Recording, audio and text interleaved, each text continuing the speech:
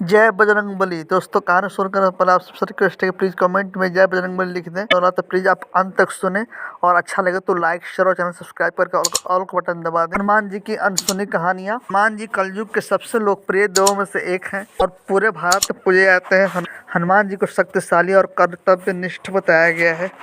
महाकाव्य रामायण में भी उनका अपने प्रभु श्री राम के प्रति सेवा और शक्ति के प्रतीक के रूप में चित्रांकित किया गया है। बजरंगबली भगवान शिव के अंश हैं और रुद्रावतार हैं और वायुदेव उनके पिता और अंजना उनकी माता है। वैसे मूल रूप से वो केसरी पुत्र और अंजना उनकी माता है। कहा अंजना एक अप्सरा थी। एक भूलवश ऋषि दुर्वासा ने उनको बानर बनने का श्राप दिया। अंजना बानर राज गिरजा के पुत्र बनी और उनका विवाह सुमेरु पर्वत के बानर राज केसरी से हुआ। इसलिए हनुमान जी को केसरी नंदन भी कहा जाता है। दोस्तों, अंजना एक अप्सरा थी और भूलवश ऋषि दुर्वासा के श्राप की वजह से बनी। इसकी पूरी एक कहानी मैं आपको अलग वीडियो में बताऊंगा। हनुमान जी की जन्म की कहानी। कहा जाता है कि राजा दशरथ ने अपने पुत्रों की प्राप्ति के लिए यज्ञ का आयोजन किया और फिर यज्ञ में से एक फल निकला। उस फल को खाने से पुत्र की प्राप्ति होती। तीनों रानियों में से उसमें से फल खाया और बाकी बचा हुआ फल एक पक्षी छीन के ले गया। तब अंजना एक पर्वत पर टहलने निकली और पुत्र प्राप्ति की लालसा कर रही थी। तब वह पक्षी उस पर्वत पर फल फेंक के चला गया। तब वायुदेव ने उस फल को उठाकर अंजना को दे दिया और फिर शिव जी प्रकट हुए। उन्होंने अंजना को निर्देश दिया कि वह इस फल का उपभोग करे। ऐसा करके उन्होंने हनुमान जी की कल्पना की। वही बचा हुआ फल कैकेयी के हाथ से पक्षी ने छीना था। अंजना ने वही फल को भोग करके हनुमान जी का जन्म हुआ था। इसलिए श्री राम हनुमान जी को भरत के समान भाई कहते थे। जब हनुमान जी ने सूर्य को निगलने की कोशिश की थी, एक बार हनुमान जी को भूख लगी। उन्होंने आसपास कुछ नहीं देखा तो हनुमान जी ने सूरज को देखा। हनुमान जी बाल अवस्था में उनको लगा यह एक फल है। वह सूरज को निगलने के नज़दीक जा रहे थे। जैसे जैसे नज़दीक जा रहे थे वैसे वैसे अपना आकार भी बड़ा कर रहे थे। राहु का ध्यान पड़ा कि कोई शक्ति सूरज के नज़दीक आ रही है। उन्होंने तुरंत इंद्रदेव से सहायता मांगी। तब इंद्रदेव ने हनुमान जी को रोक कर कहा, हनुमान जी कहाँ मानने वाले थे। तब इंद्र ने वज्र से हनुमान जी पर प्रहार कर दिया। हनुमान जी मूर्छित होकर नीचे गिर गए। यह बात हनुमान जी के पिता पवन देव को पता चली। देव क्रोधित हो गए। उन्होंने सृष्टि को वायु चक्र की गति को बांध दिया।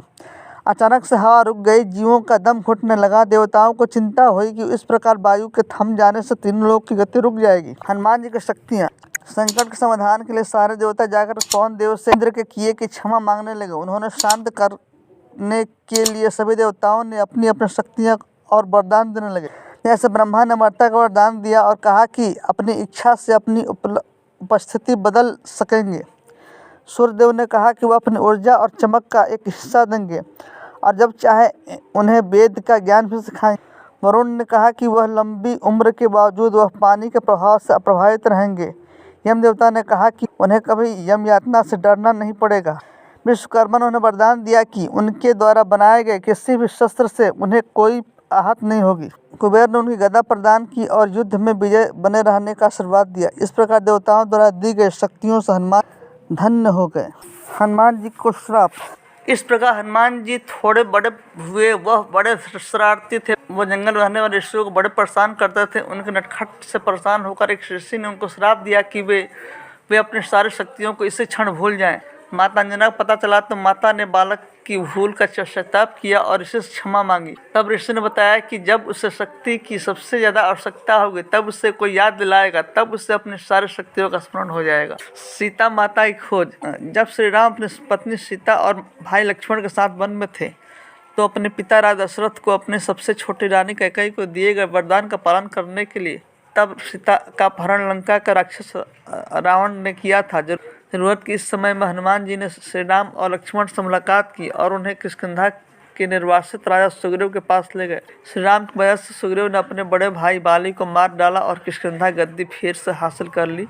इसके बदले में सुग्रीव ने श्री राम को सीता की खोज में मदद का वचन दिया। सीता को खोजने में श्री राम की सहायता करने के लिए सुग्रीव ने भालुओं और बंदरों की फौज लगाई। जब जटायु से पता चला कि रावण ने सीता का अपहरण कर लिया जिसका राज्य सागर के पार था तो सवाल उठ रहा था कि कौन सागर पार कर सकता है और सीता के समाचार और ठिकाने लेकर वापस आ सकता है। तब जामवंत भालुओं का राजा ने हनुमान को अपनी विभिन्न शक्तियों की याद दिलाई जिसे वह ऋषियों के श्राप के कारण भूल गए थे। तब हनुमान जी ने सागर के पार उड़ान भरी। लंका में सीता की मुलाकात की राम जी की अंगूठी उन्हें दी और आश्वासन दिया कि राम अपने सैनिकों के साथ आएंगे और रावण को हराने के बाद उसे वापस ले जाएंगे। श्री राम को सीता माता का पता और हाल सुनाने वापस चल दिए। दोस्तों, अगले पार्ट में मैं बाकी और भी अनसुनी कहानियों को मैं लेकर के आऊँगा। तो अच्छा लगा तो प्लीज़ एक बार लाइक शेयर और चैनल सब्सक्राइब कर कॉल बटन दबा दीजिए।